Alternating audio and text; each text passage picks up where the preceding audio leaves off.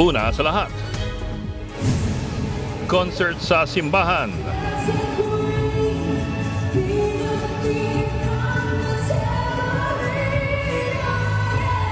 Singer na si Julian San Jose, inuulan ng batikos ng netizens dahil sa kanyang performance sa loob ng isang simbahan sa Mamburao, Occidental Mindoro. Ang buong detalye ng viral na balitang yan, abangan maya-maya lamang. Magandang gabi, Pilipinas. Sa Frontline tonight.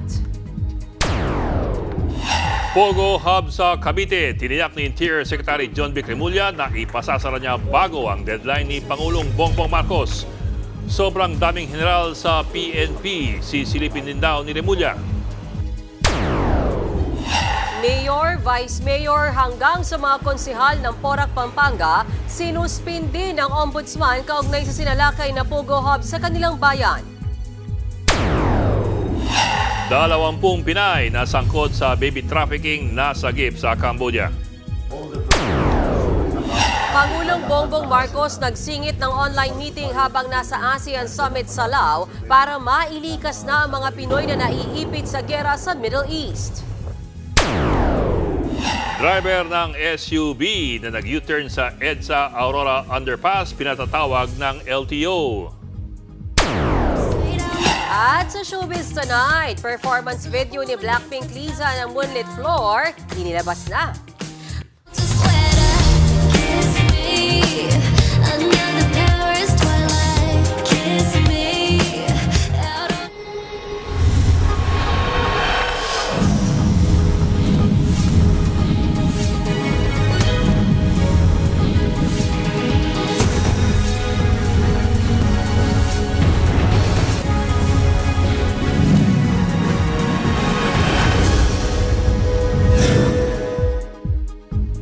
Tiniyak ni Interior Secretary John Vic Remulla na ipasasara niya ang lahat ng pogo sa bansa bago matapos ang taon, alinsunod sa utos ni Pangulong Bongbong Marcos at kabilang na dyan ang Pogo Hub sa Cavite. Plano rin daw ni Remulla na magpatupad ng reforma sa Philippine National Police kabilang na ang pagsilip sa sobra anyang daming general sa PNP. Nasa frontline na balitang yan, Brian Castillo.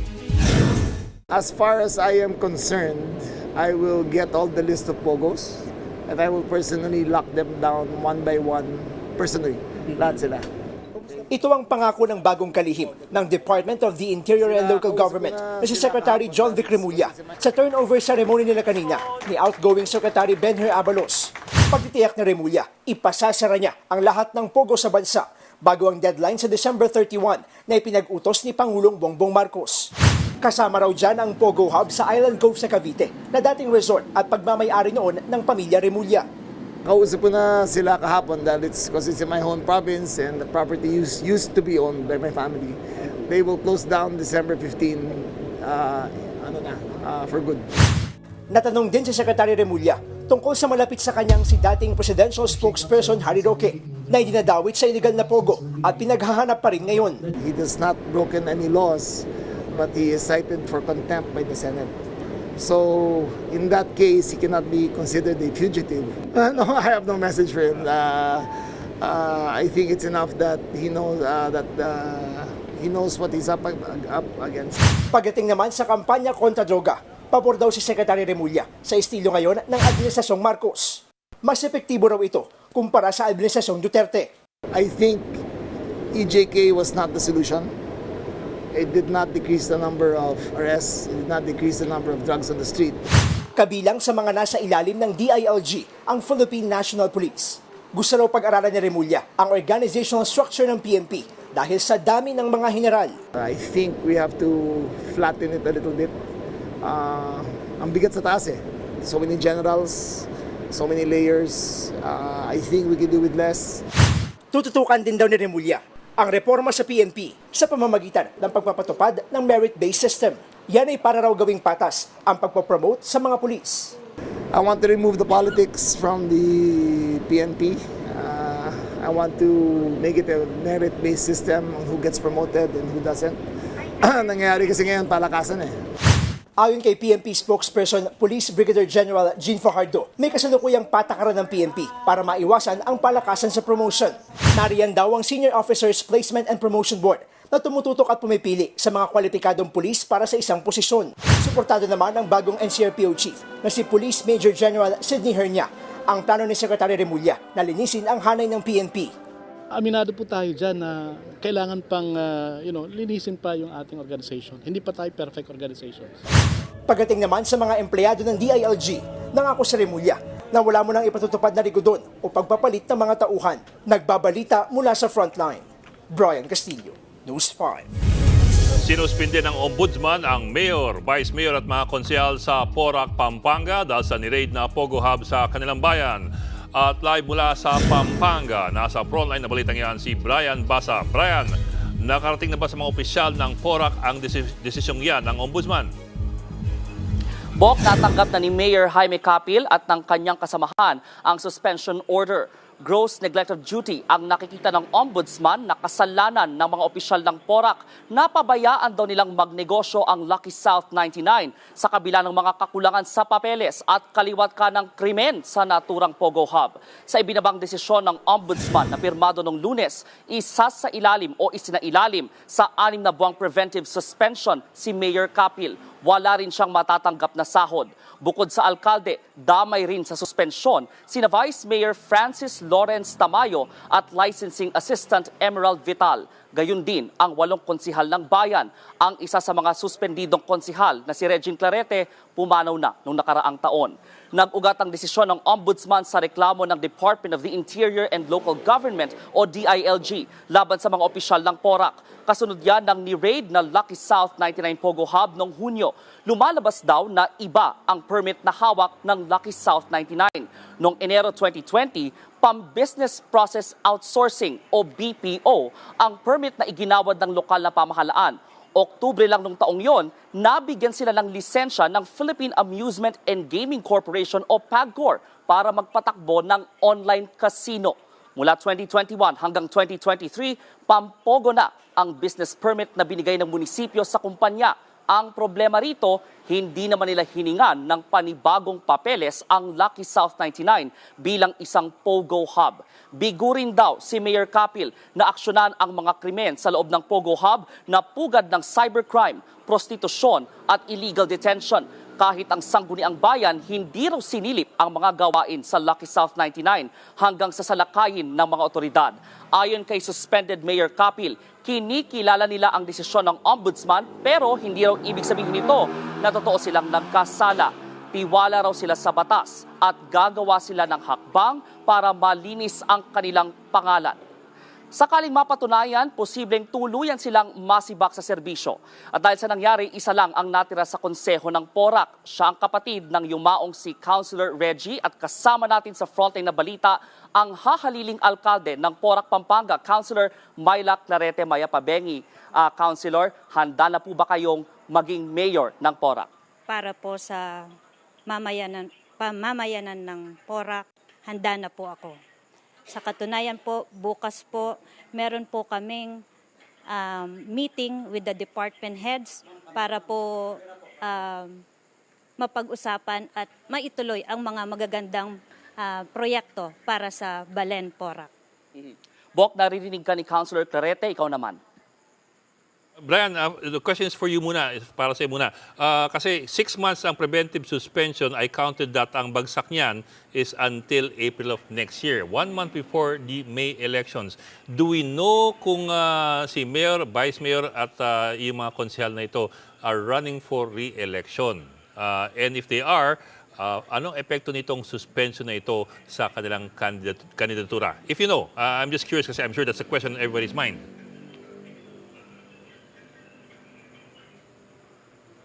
Opo. Ang alam ko po, nag-file na po sila ng candidacy nila. So, with regards po doon, hindi ko po alam kung ano na yung next na magiging hakbang po nila. Mm-hmm. Kayo po, ma'am, are you running as well in May 2025 and for what position? Sir, hindi po ako tatakbo ngayong 2025 election po. Okay. Last question po. Siguro ibalik ko yung tanong kay Brian. Ano ang balak ng suspendidong mayor, vice mayor at mga konsehal? Sila ba'y magsasampa ng, hindi ko alam, apela o motion for reconsideration sa ombudsman? Because this is preventive suspension without pay for the next 6 months or half a year at a time na everybody's going into campaign mode. Ang sabi lang, Bok, sa pahayag ni Mayor Capil kanina ay gagawa sila ng hakbang. Hindi niya in-specify o hindi niya idinetalye sa pahayag na ito kung ano ang gagawin nilang aksyon. Pero tiniyak nila sa mga mamamayan ng Porac na patuloy pa rin silang maglilingkod at hindi maaapektuhan ng suspensyon ang kanilang kagustuhang paglingkuran ang kanilang mga kababayan dito sa Porac. Bok. Okay, may ano sa banyo? Mabilis sana akong tanong.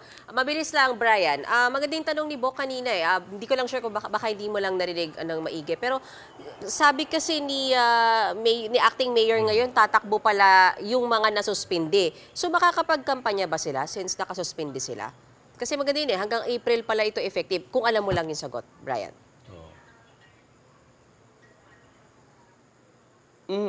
If I recall this correctly, ang suspension ay para lang naman sa kanilang service dito sa munisipyo, yung kanilang posisyon na bilang mayor, bilang vice mayor o konsehal. But as far as campaign is concerned, mukhang tuloy-tuloy pa rin naman. At makakarinig din naman tayo sa kanila kung pati ito ay maapektuhan. Sila, meaning sila Mayor Capil, sina Vice Mayor Tamayo, and the rest of the council, maririnig din naman natin sa kanila kung pati ang kampanya ay maapektuhan. So as far as we know, itong kanilang pagsiservisyo, kanilang panunungkulan ang maantala muna sa ngayon dahil sa suspensyon ng ombudsman. Balik sa inyo. And also, Bok, dagdag ko lang, if I recall correctly kasi titingnan ng COMELEC dyan yung 5 requisites your residency, your age, as qualifiers, citizenship, at whether you are a registered voter or not. Hindi ata consideration kung ikaw ay Suspended o hindi. But I'm not really sure. But that's what I remember from our interview before with Atty. Rex Laudianco ng COMELEC. Anyway, maraming salamat. Brian Basa reporting live from Porac, Pampanga.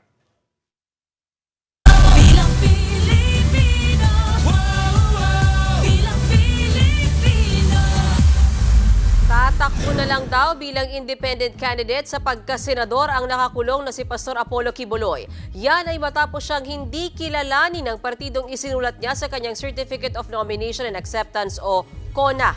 Nasa frontline ng balitang yan si Carrie Cator. Hindi authorized signatories ng Workers and Peasants Party o WPP ang pumirma sa Certificate of Nomination and Acceptance o CONA ni Pastor Apollo Kibuloy.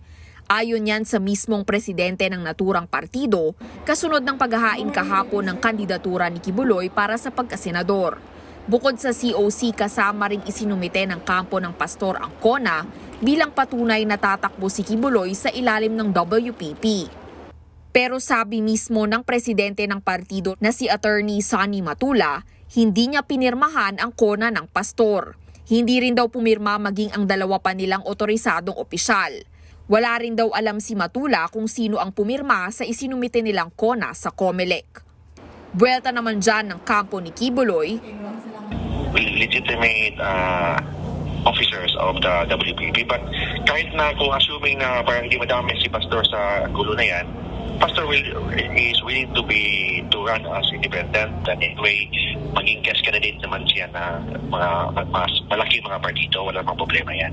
Ang sagot ni Matula, bukas kami sa pakipag-usap, kung pag-iusap ang hinahanap nila, pero hindi namin talaga matatanggap na si Kibuloy ay maging kandidato ng WPP, lalong-lalo na akusado siya sa maraming krimen, lalong-lalo na yung abuse or sexual abuse sa minor. dahil dyan sisiyasatin ng COMELEC kung sino talaga ang lehitimong authorized signatories sa dalawang panig. Ayon sa COMELEC, 2 ang natanggap nilang authorized signatories mula sa WPP. Isa mula sa kampo ni Quiboloy kung saan si Tolentino ang chairman at pangulo umano ng partido at isang Roberto Pascual na Secretary General, habang sina Matula at 3 pang opisyal ng WPP naman ang signatories sa kabila. Sana may mga lumapit sa aming partido, hindi kami nag-issue niyan, bakit gumagamit ng ganyan? O kaya naman, peke yung pirmang yan, bakit na naandyan? So at least po, may basihan ng COMELEC para mag-aksyon sa bagay na ito. Ayon mismo kay COMELEC Chairman George Garcia, posibleng maging independent candidate na lang si Quiboloy dahil sa issue sa partido. Dahil dalawa ang partido, dalawa ang naka-authorized signatory, kapag po nag-submit sa parehas na posisyon ang dalawang grupo na ito, dalawang signatory, nilalabas po magkaibang CONA, independent candidate yung mismong kandidato. Nagbabalita mula sa Frontline, Kari Cator, News 5. Sa gitna ng kanyang pagdalo sa ASEAN Summit sa Laos, inatasan ni Pangulong Bongbong Marcos ang kanyang gabinete na planuhin na ang agarang pagpapauwi sa mga Pilipinong naiipit sa gyera sa Lebanon. Live mula sa Vientiane, Laos, nasa frontline na balitang yan si Maricel Halili. Mase, anong latest sa pagdalo dyan ni Pangulong Marcos?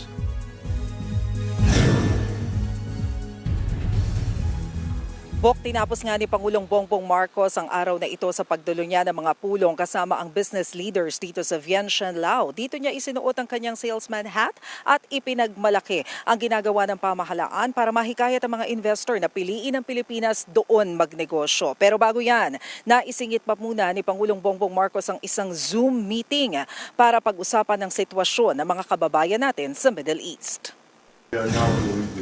Bandang alas 11 kaninang umaga oras dito sa Lao, nagpatawag ng online meeting si Pangulong Bongbong Marcos kasama ang ilang gabinete para planuhin ang repatriation ng mga kababayan nating apektado ng tensyon sa Middle East. Utos niya, gamitin ang mga asset ng gobyerno para matiyak ang kaligtasan ng mga Pinoy na naiipit sa gyera. We are now going to evacuate our people by whatever means, by air or by sea. And let's make all the preparations so that malapit na lahat ng asset natin.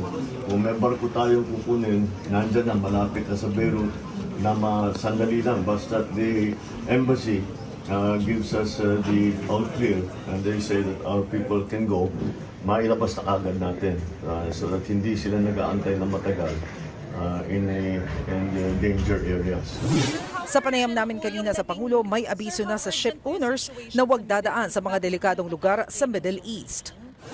I asked to speak to all of the concerned agencies para malaman kung paano natin iuwi ang mga Pinoy na naipit ngayon sa Lebanon. There are more than 400 now would want to be repatriated. So basically, we're just putting the plans together, how we will bring them back home as quickly as possible. Kamakailan lang nang magsagawa na naman ng airstrike ang Israel laban sa Southern Lebanon. Wala namang napaulat na nasakta na Pinoy. Pero sa higit 1,700 OFW na nais umuwi mula sa Lebanon, nasa higit 500 pa lang daw ang nakakabalik sa Pilipinas. Matapos ang Zoom meeting, tuloy sa pagdalo sa summit si Pangulong Marcos kung saan napahapyawan daw niya ang usapin sa West Philippine Sea. I didn't specify the details, but it is that's the general principle of the adherence to the rule of law and the UNCLOS. And just as a general theme, we will have a chance to get into more detail maybe in the next couple of days. Ngayong gabi, dumiretso ang Pangulo sa ASEAN Business and Investment Summit. Dito naman inilatag ng Pangulo ang mga dahilan para mamuhunan ng mga negosyante sa ating bansa. Aniya, bukod sa mga itinatayong infrastruktura ng kanyang administrasyon gaya ng flood control projects at tulay na magpapadali sa transportasyon at kalakalan, pinagaganda na rin daw ng pamahalaan ang digital infrastructure ng bansa. May isinusulong na rin umanong batas para mabigyan ng incentive ang mga foreign investors sa Pilipinas. So let me put on my salesman's hat for just a while and invite you to explore the investment opportunities that are on offer. We are targeting industries like green metals, battery manufacturing, energy equipment, data centers, and agribusiness. Bok, base sa impormasyon na nakuha natin sa isang source kanina, binigyang diin nga ni Pangulong Bongbong Marcos sa kanyang intervention sa ASEAN Interparliamentary Assembly na dapat ay i-reaffirm ng ASEAN ang ating posisyon para una sa lahat ay matiyak na merong sovereign equality ang lahat ng estado. Pangalawa ay magkaroon ng maayos na settlement ng mga dispute. At pangatlo ay masiguro na masusunod ang rules-based order sa buong rehiyon. Bukas ay inaasahan naman, Bok, na dadalo si Pangulong Marcos sa sunod-sunod na pulong kasama ang ASEAN at ang mga partner countries nito. Yan muna ang latest mula dito sa Vientiane, Lao. Bok. Maraming salamat, Maricel Halili. Nasagip naman sa Cambodia ang 20 Pinay na sangkot sa baby trafficking. Ayon sa Embahada ng Pilipinas sa Phnom Penh, nasagip ang mga Pinay na sangkot sa surrogacy scheme o pagbubuntis para sa iba sa Kandal Province noong September 23. 13 sa kanila ang buntis at nasa mga ospital doon. Ang 7 naman ay naghihintay ng repatriation. Online daw ni-recruit ang mga Pinay para maging surrogate mother. Inaalam pa ang pagkakakilanlan ng kanilang recruiter. Sa ibang Southeast Asian country raw dadalhin ang recruiter ng mga Pinay para mapunta sila sa Cambodia kung saan hindi pinapayagan ang surrogacy. Nakikipagtulungan na ang Embahada ng Pilipinas sa mga otoridad sa Cambodia para maresolba ang baby trafficking. Susunod, driver ng SUV na iligal na nag-U-turn sa EDSA Aurora Underpass, pinagpapaliwanag ng LTO. Ilang sasakyan sa La Trinidad, Benguet tumirik sa gitna ng bahang may kasamang putik. At mala concert na performance si Julian San Jose sa loob ng isang simbahan sa Occidental Mindoro, binabatikos online.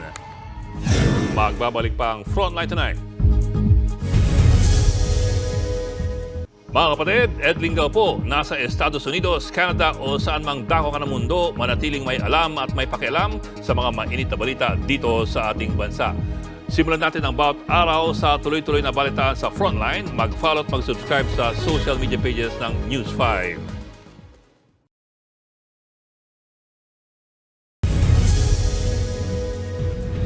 Pinagpapaliwanag ng LTO ang driver ng SUV na nag-U-turn sa EDSA Aurora Underpass sa Quezon City.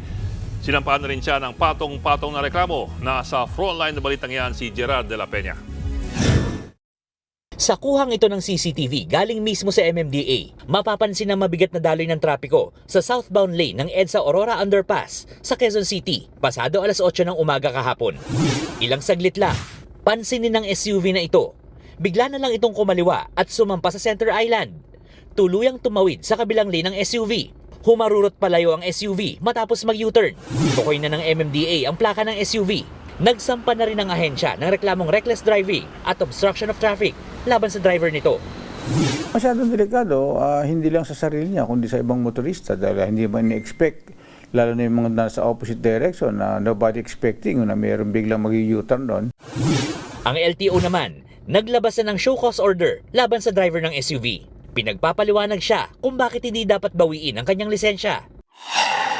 Nagkasa naman ang clearing operation ng MMDA kanina sa Taguig City para alisin ang mga nakahambalang sa kalsada. Pinaghatak ang mga tricycle na iligal na nakaparada sa FTI Avenue. Natiketan din ang mga rider sa A. Bonifacio sa Upper Bikutan dahil din sa illegal parking. Pero sa bahagi ng Langka Street sa Signal Village, bahagyang nagkatensyon dahil ayaw umalis ng mga tricycle driver. Sinita sila dahil ginawa na raw nilang terminal ang kalsada. Mga kasama, papayag ba tayo? Hindi! Lalaban tayo! Hindi kami papayag dahil may permit kami, may prangkisa! Makinig ka kayo, hindi naman namin kina-question ang prangkisa nyo. Ay, papanis nyo eh! Binaklas din ng mga trapal ng mga tindahan na nakahambalang sa bangketa.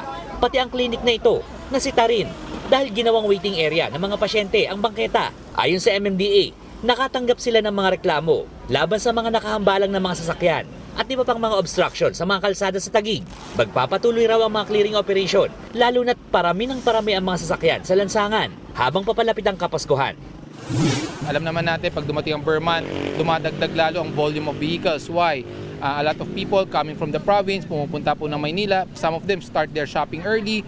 Marami pong ating mga balikbayan na umuuwi. So dumadagdag po lalo ang volume of traffic. Nagbabalita mula sa Frontline, Gerard de la Peña, News 5. Tumagilid naman kanina ang isang trailer truck sa bahagi ng Mel Lopez Boulevard sa Tondo, Maynila. Ayon sa driver, napakabig siya nang biglang mag-U-turn ng isa pang truck sa kanyang harapan. Dahil dyan, nawala ng kontrol ang driver hanggang sa tuluyang tumagilid ang minamaneho niyang truck. Wala namang nasaktan pero bumigat ang trapiko dahil 4 na lane ang inukupa ng truck. Natagalan din sa pag-alis sa truck dahil kargado ito ng 1,000 sako ng bigas. Namerwisyo kanina sa Benguet ang matinding bahang may halong putik. Ang ilang sasakyan tumirik sa gitna ng kalsada. Nasa frontline ng balitang yan si John Aroa. Tumirik ang mga sasakyan na ito sa barangay Buyagan sa La Trinidad, Benguet. Nang manalasa ang maputik na baha dulot ng walang tigil na ulan pasado 2:00 kaninang hapon. Halos 1 oras silang stranded sa kalsada. Ang taxi at van namang ito sinubukan pang suungin ang matinding baha. Nahirapan din sa pagmamaneho ang truck na ito. Ayon sa Municipal Disaster Risk Reduction and Management Office ng La Trinidad, tumindi ang baha sa kanilang lugar dahil sa mga baradong kanal. Pasado 4:00 na ng hapon nang humupa ang baha.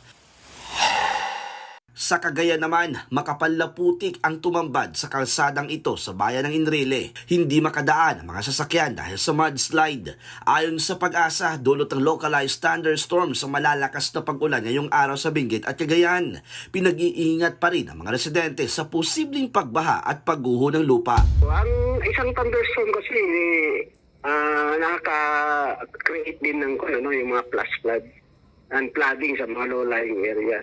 And of course, yung mga lightning strikes, may mga may mga occurrences tayo pag may mga thunderstorm. Nagbabalita mula sa frontline, John Aroa, News 5.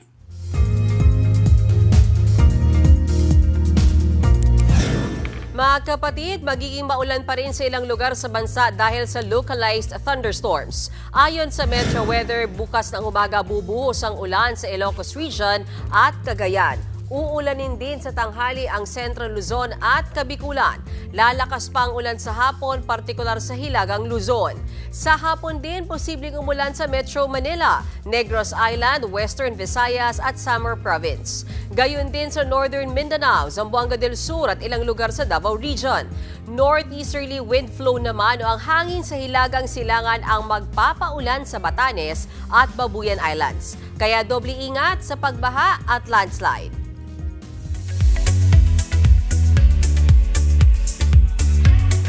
Showbiz Tonight na tayo.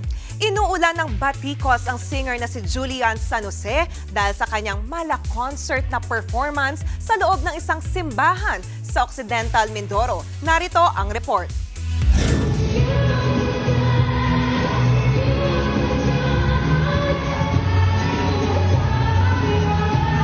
Concert kung concert ang performance level ng actress-singer na si Julian San Jose. Yun nga lang, ginawa niya ito sa harap mismo ng altar ng isang simbahan sa Mamburao, Occidental Mindoro. Marami ring pumuna sa suot ng singer na backless at sleeveless na sleek dress. Ayon sa TikTok post ng management ng singer, naimbitahan si Julian bilang special guest performer sa Heavenly Harmony in Concert o Harana para kay Maria na ginanap nitong linggo sa Nuestra Señora del Pilar Shrine and Parish. Sa iba pang viral video, kinanta rin ni Julian ang Edge of Glory ng American singer na si Lady Gaga. Lumapit pa si Julian sa mga audience sa loob ng simbahan at nakipag-selfie pa sa kanya. Maraming Katoliko at iba pang netizens ang hindi natuwa rito. Kawalan daw ito ng respeto sa simbahang Katolika. May mga nanawagan na rin sa Catholic Bishops Conference of the Philippines o CBCP na gumawa ng nararapat na hakbang sa church concert ni Julian. Sa ngayon, wala pang pahayag dito ang CBCP. Pero meron din namang ilang nagtanggol sa ginawa na singer. Hindi raw dapat si Julian ang sisihin kung di ang organizer. Sinubukan ng News 5 na kunan ang pahayag ng naturang simbahan. Ang sagot lang nila, Volunteers lang sila at hindi na raw nila hawak ang desisyon ng kanilang parish priest. Base sa canon law ng Simbahang Katolika, tanging worship o pagsamba at iba pang may kinalaman sa pagpapalaganap ng relihiyon ang pinapayagang aktibidad sa sagradong lugar gaya ng simbahan. Kaugnay ng balitang yan, naglabas ng statement ang management ni Julian San Jose. Sa pahayag ng Sparkle GMA Artist Center, inako nila ang responsibilidad sa pagpunta ni Julian sa Nuestra Señora del Pilar Parish sa Occidental Mindoro. Trabaho raw ng management na linawin ang detalye sa mga organizer at i-relay ito sa kanilang artist. Ginawa lang daw ni Julian ang kanyang trabaho bilang isang tunay na professional. Isa rin daw tapat na Katoliko si Julian at wala siyang intensyong bastusin ang simbahan at ang mga miyembro nito. Nagsorry din ang Sparkle sa mga na-offend sa nangyari at maging kay Julian. Umaasa raw silang matutuldukan na ang issue. Pangako ng Sparkle, mas magiging maingat na sila para masiguradong hindi na mauulit ang ganitong insidente. May init pa ako, chika, mamaya, kaya dyan lang kayo, mga kapatid. Susunod, buntis, patay matapos barilin ang mga salaring nakamotorsiklo sa Cotabato City. Dating Bamban Tarlac Mayor Alice Go nagbanggit daw ng mga bagong pangalan ng mga sangkot umano sa iligal na pogo. At silipin ang killer smile ni Blackpink Liza sa official performance video ng bago niyang kantang, Moonlit Floor. Tutok lang mga kapatid dito sa Frontline Tonight.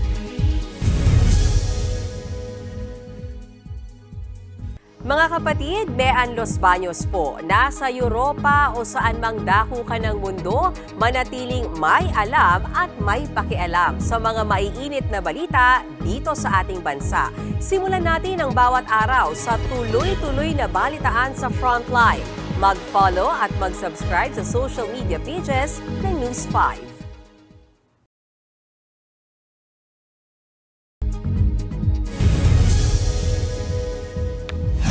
Dead on the spot ang isang buntis matapos barilin ng riding in tandem sa Cotabato City. Ang tinitingnang dahilan ng krimen, isang love triangle. Yan ay pa sa report ni Gary De Leon. Dugo ang bumulagta sa kalsada ang babaeng ito sa Cotabato City. Napatay ang biktima matapos barilin sa ulo ng riding in tandem kaninang umaga. Kinilala ang biktima na si Jacqueline Bendio Petiza, 28 taong gulang na buntis. Nakarinig ng putok ng baril ang mga residente, kaya agad silang nagsumbong sa mga pulis. May person of interest na ang Cotabato City Police, pero hindi muna nila ito pinangalanan habang gumugulong ang investigasyon. Love triangle ang tinitingnang motibo sa pamamaril. Sa Agoncillo, Batangas naman, nasa gitna mga residente at sanggol na ito kaninang madaling araw. Natagpuan ang bata sa loob ng eco bag na nakapatong sa kulungan ng manok. Pinaliguan ng mga residente ang lalaking sanggol. Pinainom din siya ng gatas at binihisan. Dinala ang bata sa tanggapan ng Agoncillo Municipal Social Welfare Office na pag-alamang kulang sa buwan ng sanggol. Kaya sa kasalukuyan siyang nasa intensive care unit ng ospital para bantayan ang kanyang kalagayan.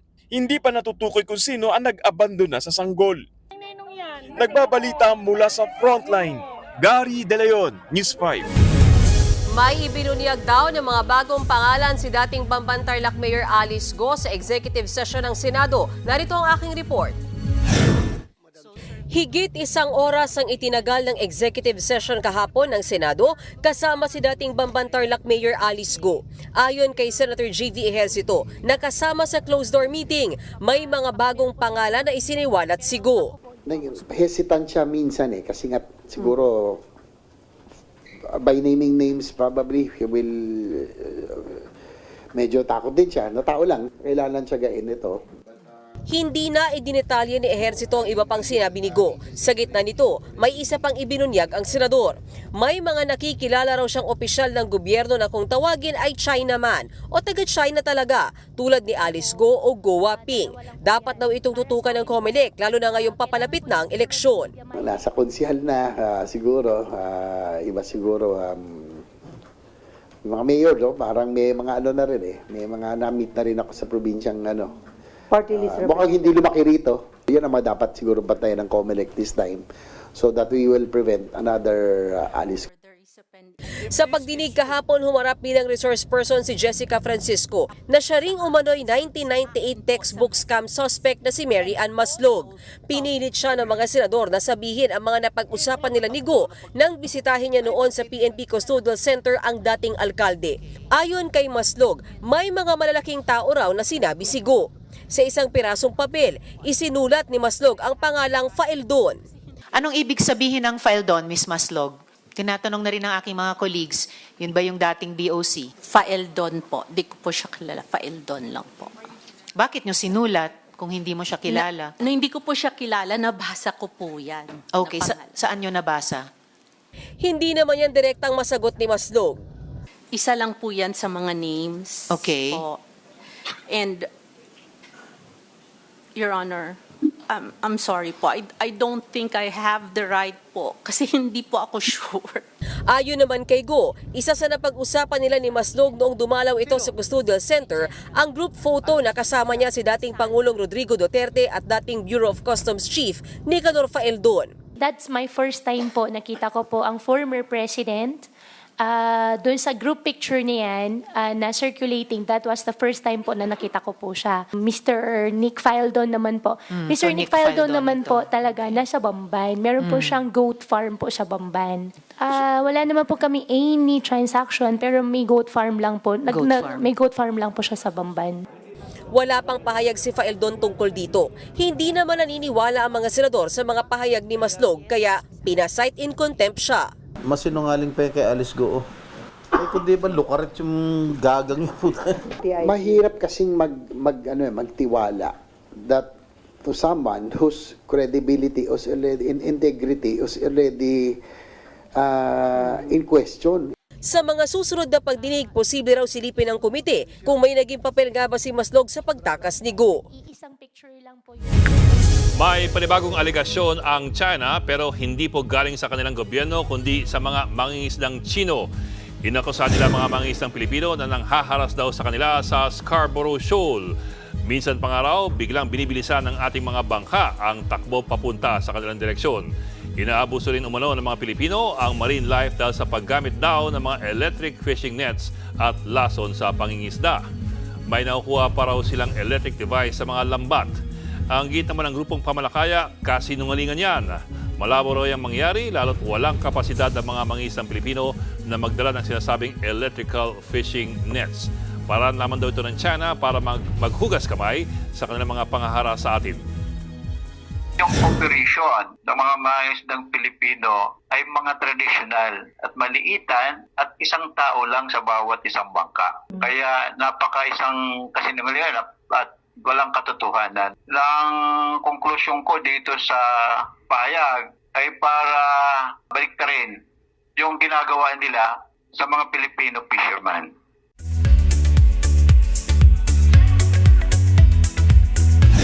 Romantic vibes ang hatid ng Blackpink member na si Lisa sa kanyang performance video ng kantang Moonlit Floor.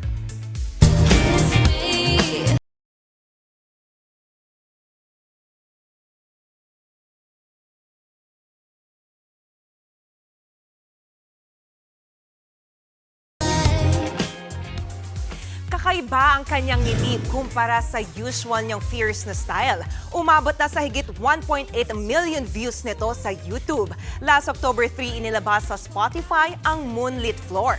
May insertion ng chorus niyan sa 90s classic song na Kiss Me ng American band na Sixpence None the Richer. Diyan lang kayo mga kapatid, hindi pa tapos ang ating chikahan tonight. Abangan, kilalanin ng viral jeepney driver na sinuklian ng kabutihan ng pasaherong minsang tumulong sa kanya. At James Yap, inaming isang dekada na niyang hindi nakikita ang anak na si Bimbi. Tuloy-tuloy ang balitaan dito sa Frontline Tonight. Mga kapatid, Ed Lingao po, nasa Estados Unidos, Canada o saan mang dako ka ng mundo, manatiling may alam at may pakialam sa mga mainit na balita dito sa ating bansa. Simulan natin ang bawat araw sa tuloy-tuloy na balitaan sa Frontline. Mag-follow at mag-subscribe sa social media pages ng News 5.